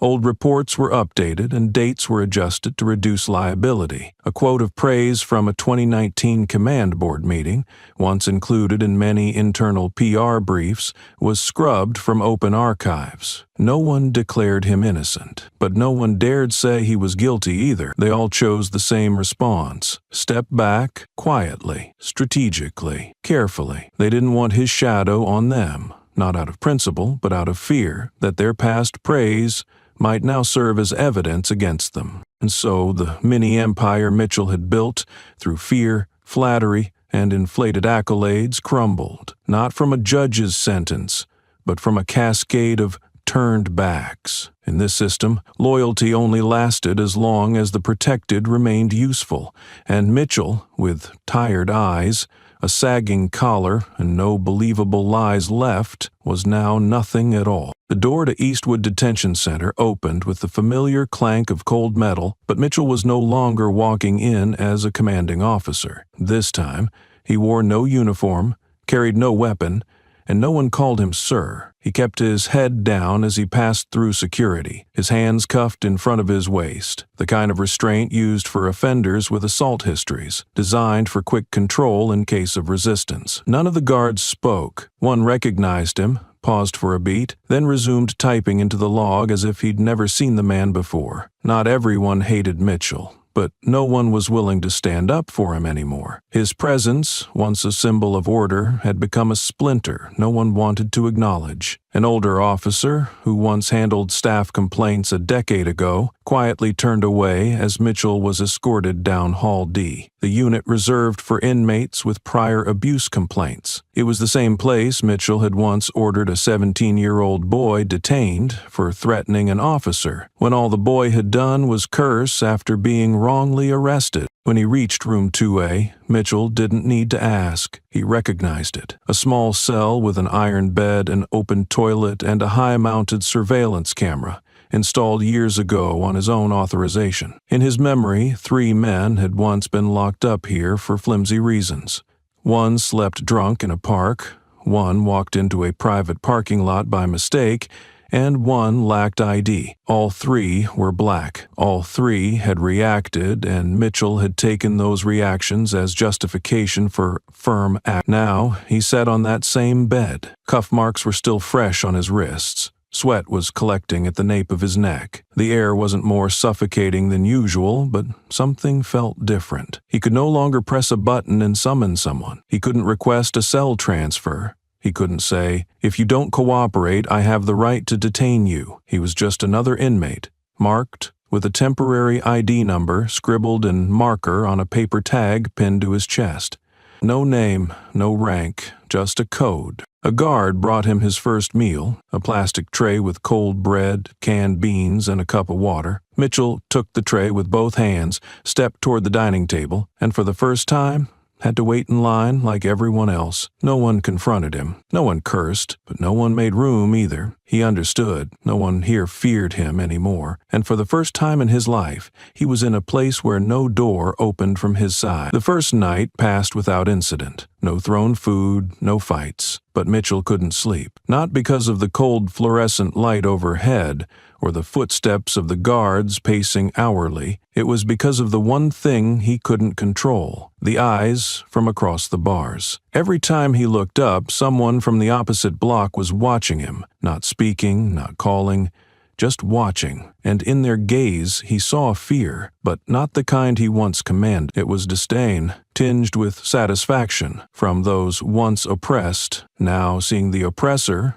in chains. The next morning, assigned to clean the common area, as all new inmates were, Mitchell passed a row of cells holding about 8 men. One middle-aged black man, solidly built, leaned his elbows on the bars and stared directly at him. No smile, no wink, just one sentence, delivered in a hoarse, low voice. "I remember your elbow in 88 King Street." Mitchell paused for less than half a second, but his heart clenched. He didn't need to ask if it was true. He didn't remember every name, but he remembered that he'd never cared to learn them, and now they remembered his. No records needed, no footage. They remembered the kicks, the stares, the times he forced confessions with threats of solitary. The memories he'd dismissed as part of the job now returned in every pair of eyes he couldn't avoid. No one hit him, but no one protected him either. To the guards, he was a special inmate, not for privilege, but for containment. They knew if someone retaliated against Mitchell, the whole facility could fall under federal review. So the safest move was to isolate him. Mitchell ate alone, worked out alone. No one spoke to him, but no one ignored him either. He existed under constant watch, living in the middle of a quiet triangle of hatred, contempt, and delayed justice. One young Latino inmate whispered to his bunkmate as Mitchell passed, "Yo, that's Mitchell. Thought he'd be older. Turns out he shakes like the rest of them." And that was what Mitchell wasn't used to, not being feared. When fear vanished, everything he'd built collapsed. Every order shouted into a radio, every handshake in a boardroom, all had depended on one thing: fear. Now he was receiving exactly what he had created, but from the other side. No more bowed heads, just eyes across the bars. Those who had never been allowed to look straight at him, now standing still, looking as if to say, "Finally, it's your turn." After Mitchell's arrest, many believed the story had reached its end, but Lena knew better. If it ended with just one name, then his shadow still remained. No one manipulates an entire system unless that system allows it. She began where most wrongful cases had been buried, the civil complaints that had been dismissed. She requested that the Law Enforcement Records Division provide all civilian complaint files from the past 15 years, especially those marked insufficient grounds for further investigation. Over 1,200 cases were delivered to her office, most filed by people of color, the homeless, minors, or undocumented immigrants. Each form was a story that had once been crossed out. Some complaints were under 3 lines. Others were dismissed for reasons as trivial as missing a third-party signature. Lena didn't see this as a system error. She called it selective enforcement, where the law only works for those whose voices are louder than their pain. Instead of forwarding them to internal affairs, she formed an independent review unit, entirely non-uniformed. It included former public defenders, a university professor specializing in racial data analysis, a community organizer wrongfully arrested in 2009, and most notably, a young man named Cole, whose teeth had been knocked out but was coerced into signing a charge for resisting arrest. Cole was the first person Lena called, not to apologize, but to give him back the right to see the file that once erased him. "You don't need anyone's forgiveness," she told him. "You need to know what happened." From their side, the team was called Review from the Root, not Reform, not Restoring Trust. Lena deliberately avoided PR-friendly phrases.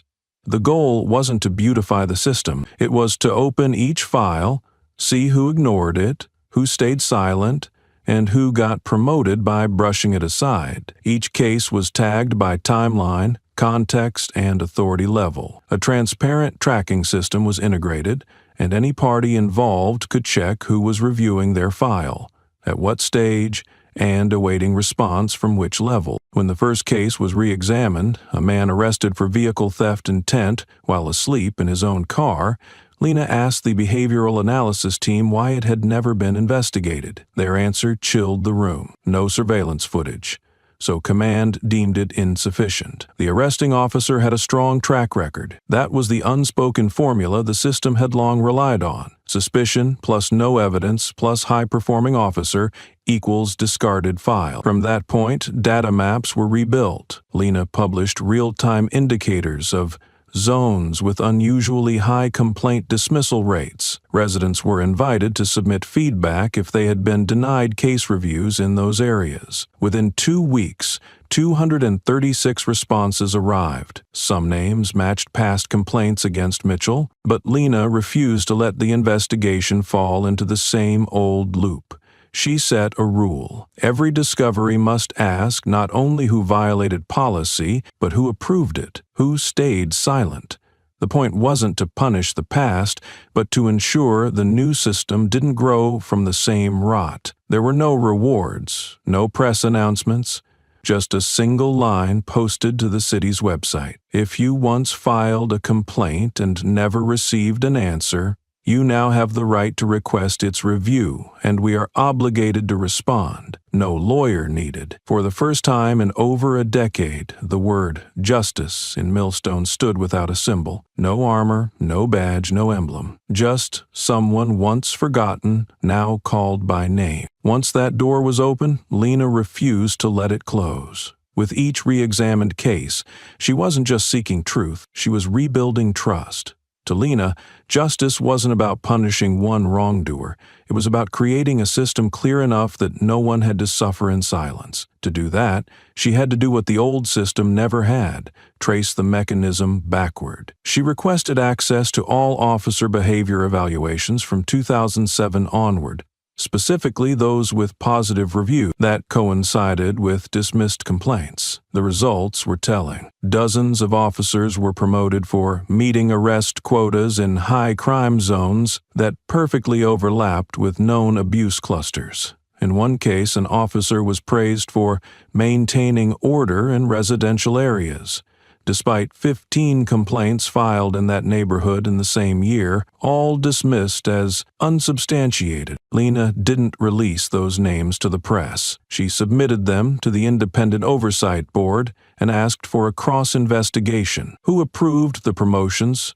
Who rejected the complaints? Was there any benefit shared between those sides? Those questions used to be taboo. Everyone knew them, but no one dared ask. Now, they were pinned to the board like any other public metric. Every time the Oversight Board found a conflict, Lena instructed, "Mark this file in red so anyone entering the force will see the trace of a system that once failed without accountability." No one was fired immediately. There was no purge. Lena didn't need to appear heavy-handed. What she needed was a new doorway, where anyone stepping in understood that every footprint would be recorded. She began building an anonymous civilian feedback system.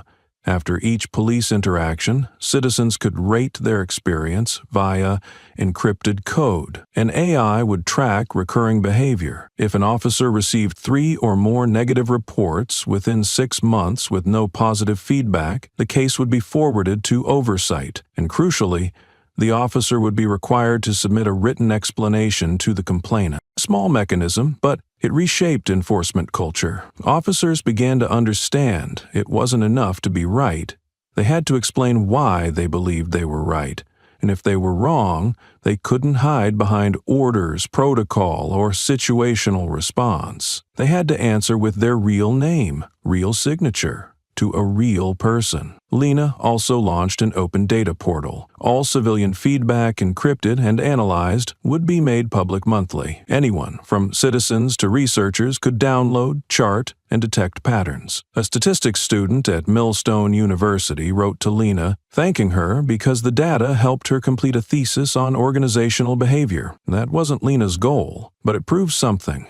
When justice is recorded clearly, it can grow in ways power never anticipates. And in the end, Lena attached her name to none of it. Review from the Root had no logo, no slogan, no director, because Lena believed anywhere that needs a face to represent justice, it still doesn't understand what justice truly is. She left only one line in the internal manual. Every case once closed is now the door through which we ask what we've learned from the silence that used to answer back. Millstone used to be a name that, when mentioned, made people either shake their heads or quickly change the subject. A small city, known not for achievements but for its silence. Silence when a teenager was wrongly arrested. Silence when complaints went unanswered. Silence when videos lost original data. And most frightening of all, silence even when someone dared to speak up. That's why the Mitchell case didn't initially shock residents the way outsiders expected. And in Millstone, a police officer kicking a black woman in court, while serious, wasn't exactly a surprise, because the people there had already endured years of invisible kicks, judgment, dismissal, exclusion, and indifference. Then, something unexpected happened. Instead of covering up and moving on, Millstone chose to look inward, not with a media campaign, not with a flashy press conference, but by changing things at the root. The root reassessment system, launched by Lena Carter, didn't just reopen old complaints. It forced the entire justice apparatus to answer from the beginning. Why was a case shelved? Who had the authority to alter data? And if misconduct was found, who was held accountable, even if the case was closed 10 years ago? These weren't easy questions. But by not avoiding them, Millstone began to be seen differently. It was no longer Mitchell's city. It became the first place to allow real-time public access to law enforcement records, live citizen feedback on any police interaction, and written responses from an independent oversight team. Now, every internal meeting includes a seat reserved for a community representative, someone without a badge, not on payroll, and with the power to delay decisions if transparency isn't met. Civilian complaints are no longer pre-screened by HR. Every report from the public, even something as subtle as a hostile glance from an officer, is logged as behavioral data. What used to be considered not worth investigating is now tracked as an early indicator of potential abuse. But what truly reshaped Millstone wasn't the tech or the procedures, it was the way the city owned its past. When the list of 47 cases previously dismissed under Mitchell's command was published, officials didn't call it a procedural error. They posted it clearly on the public site. We were wrong, and we are fixing it, case by case. That honesty changed the narrative.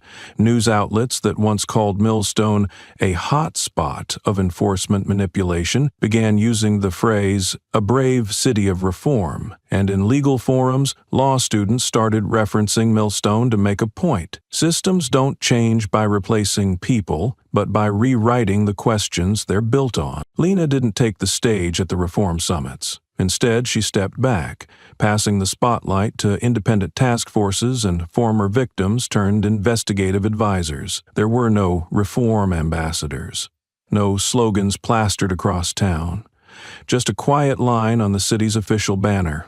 We are not a model.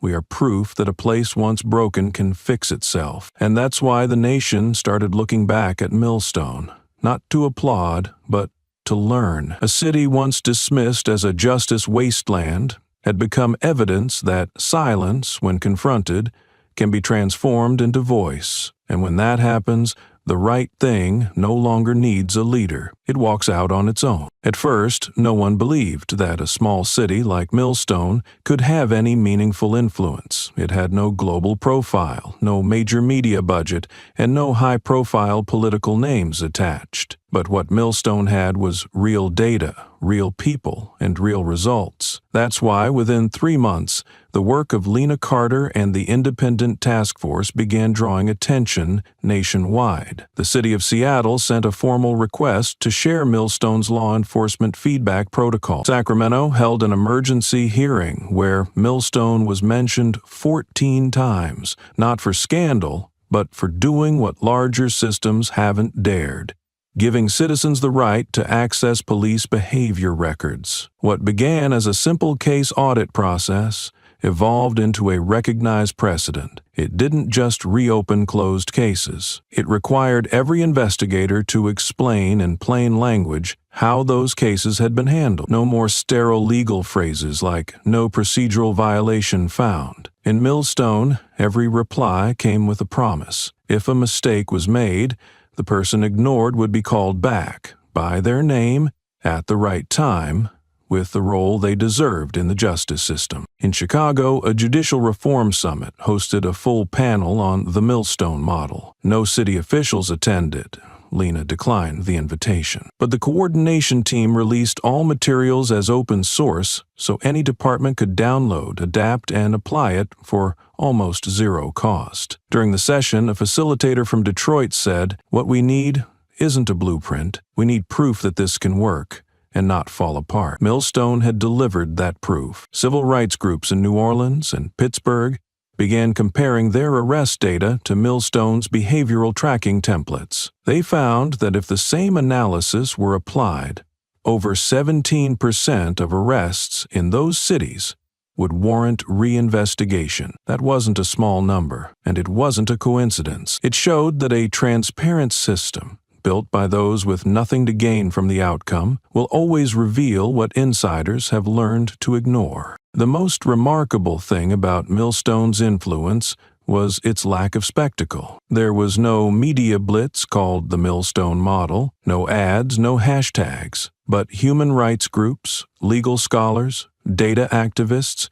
and even those once harmed by misconduct quietly shared the city's name among themselves as a breadcrumb trail to hope. A nonprofit in Texas wrote, "We don't ask anyone to copy Millstone, but if you're not doing at least what they've done, then we'll keep paying the price through the silence of the harmed." In the end, what spread fastest wasn't the model itself, it was the idea behind it, that justice doesn't start in the courtroom. It starts with the willingness to admit you were wrong. In a world full of systems eager to erase mistakes and start fresh, Millstone chose to keep the errors visible so that every step forward would actually mean something. That's the kind of truth that needs no PR team to be heard. After the final report was released by the Independent Oversight Committee, Lena's inbox overflowed with invitations, national television shows, law reform panels, front-page interviews, even a letter from the state governor inviting her to accept the Civilian Honor Medal. One journalist called urgently. "You're the kind of role model this country needs to hear from." Lena didn't get angry. She simply gave the same answer she had before. "I didn't do this for applause." She didn't need her name turned into a hashtag. She didn't want her face on a magazine cover labeled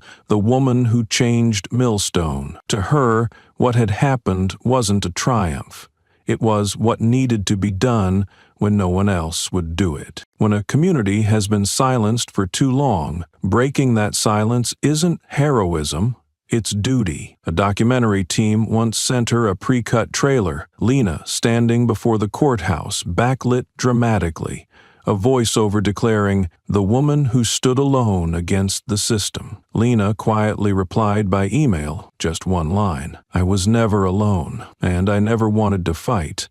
This journey, for her, was never about admiration. She didn't want to be turned into a symbol, only to be used later as a shield behind which the system could hide and say, "Look, we've changed." She didn't need that. She didn't do any of this to be loved. She did it because it needed to be done, because it was right. Lena still showed up at work every morning, on time. She had lunch with the coordination unit, reviewed every civil complaint late at night, quietly, just as she had stepped into that courtroom on her first day. No announcement, no introduction, no noise. The public still spoke her name, but she didn't step forward to respond. She left the final word to those who once believed they were nobody and now were called by name. Justice, to Lena, had never been a stage or a trophy. It was something that should simply happen. And when people grow too used to injustice, choosing to do what is right, quietly, steadily, without applause, is sometimes the most courageous act of all. A special session of the Millstone City Council took place on a Monday morning. On the table were proposals for a new city flag,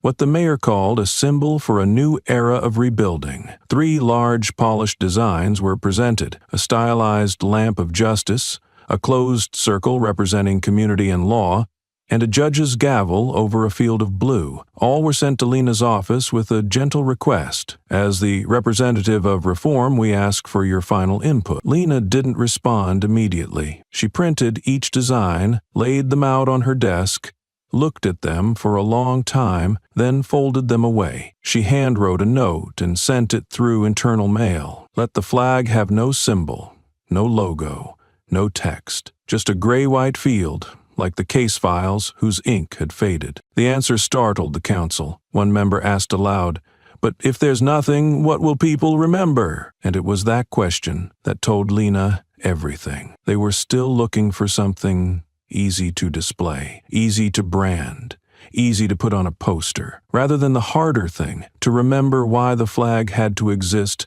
at all. For her, no symbol, no matter how noble, could replace the forgotten truth. A system that once ignored victims, distorted evidence, and turned kicks like Mitchell's into riot protocol didn't deserve to be cleansed with a new design. It needed emptiness, so that everyone had to look at it and face it, not someone else, themselves. When the city agreed to Lena's proposal, the new flag was raised on the morning of November 2nd. No ceremony, no speeches, no ribbon to cut. Just a city clerk in plain office clothes, slowly raising the flag over Millstone City Hall. Beneath the autumn sky, a square of gray-white fabric fluttered gently. No emblem, no slogan. People watched, no one clapped, but no one asked why the flag was blank, because they knew anyone who had lived here long enough, who had heard the names long forgotten, who had seen unjust trials, understood. That empty space was a reminder, a silence that had once been buried. Lena wasn't there that day. She was still at the station, processing the final rounds of civilian feedback reviews. A young colleague ran up to show her a live stream of the flag raising. She glanced at the screen, then nodded, not to approve it, but to remind herself, not every ending needs a round of applause. Sometimes the right thing to do is to step out of the frame and let what remains be seen, without anyone having to explain it. A city doesn't need another hero. It needs to rebuild the ground so that every citizen, badge or no badge, title or none, can believe, if I fall, someone will call my name and help me up. The space in Interrogation Room 4 looked exactly the same. Pale gray walls, an exposed bulb ceiling light with visible wires, a high mountain corner camera, one cold metal table, two chairs facing each other, and a one-way mirror spanning the right wall. Mitchell had sat here before, but on the other side, the side of question, the side of authority, the side where a slight lean forward could make the person across the table panic and stumble over their own words. But today, he was the one being watched. No folder lay in front of him, no nameplate, no badge, no crisp uniform, just a clear plastic cup of water, a faint sweat on his brow, and hands pressed firmly to the tabletop, trying not to shake. No one entered the room. No officer sat across from him as per the old procedure. But Mitchell knew someone was behind the mirror, someone watching, someone listening. He didn't sense it. He recognized it. And then a voice came through, clear, not loud, not cold, and needing no force. You have no authority now, no uniform. So who are you, really? Mitchell closed his eyes briefly. He knew that voice. No name was given, no intro needed, but he knew. It was Lena, the woman he once thought would drown in her own defiance, the woman he had kicked to the floor in court, the woman he dismissed as just another face of resistance. Now it was her voice, posing a question he never imagined he'd have to answer. He stared straight into the mirror, saw no one, only himself, a face older than his age, eyes that could no longer look away, and he answered, not as a statement, not as a defense, but like someone with nothing left to protect. I used to think if I held the law tight, punished fast, I'd be called someone who keeps order. He paused, eyes unblinking. But all I learned was how to make people afraid. I never learned how to make them feel safe. No one responded from behind the glass. No pen tapping, no scribbling notes, but the silence felt more real than any interrogation had before. He exhaled, slowly. He didn't say, I'm sorry. He understood some wrongs couldn't be erased by those words, but for the first time in over 20 years of wearing a badge, he wasn't trying to prove he was right. He didn't ask for sympathy. He simply sat there, with a face stripped of all armor. And that mirror, cold and impassive, had become the only thing showing him who he really was. A man who had gone too far, not because no one stopped him, but because he never stopped himself from asking what he was becoming. Lena's question, seemingly simple, kept echoing in his head. You have no authority now, no uniform. So who are you, really? He had no full answer. But maybe, for the first time, he knew how to begin finding it. Not through records, not through orders, not through rank, but through the growing emptiness that now filled the space where accolades and protection once stood. The conversation didn't last long. No official transcript, no recording. But between them, Mitchell and Lena, there was a silence so heavy that every word carried a weight it never had before. After uttering the line even he couldn't believe had come from his own mouth, "I never learned how to make people feel safe," he said nothing. Lena, from the other side of the mirror, didn't press on. She let the silence linger, as if giving him time to find the rest of the answer himself. Then, quietly, he asked, his voice softer than ever before, "Were you ever afraid choosing this path?" His tone held no sarcasm, no defense. Just a genuine question from someone who had once believed he was untouchable, now realizing there were people who faced justice without power and never flinched. From the other side, Lena answered calmly, "Yes, I was afraid of being called radical. I was afraid of being wrong. But what I feared most was becoming silent, just like you once hoped others would be." Her words weren't aimed at Mitchell. They felt more like a bell rung between two people, each representing a side of history. One who had relied on being feared. One who had learned to stand tall even when standing alone. Mitchell nodded. No excuses, no rebuttals. He sat in silence, brushing his fingers against the cuff marks still faint on his wrists from days before. Then, looking straight into the mirror again for the second time, he asked, "Do you think someone like me could start over somewhere?" It wasn't a plea. It wasn't for forgiveness. It was the tentative reach of someone who had lost everything, trying for the first time to imagine something beyond power, something closer to personal worth. Lena didn't return to the room, but she answered, as if placing the words exactly where they belonged. "I don't know where you'll begin again, but I know no one is born with a badge for life, and no one is meant to live forever inside the things they once did wrong, if they're brave enough to name them for what they were." Mitchell closed his eyes. A single drop, unclear whether sweat or tear, fell to his hand. He didn't wipe it away.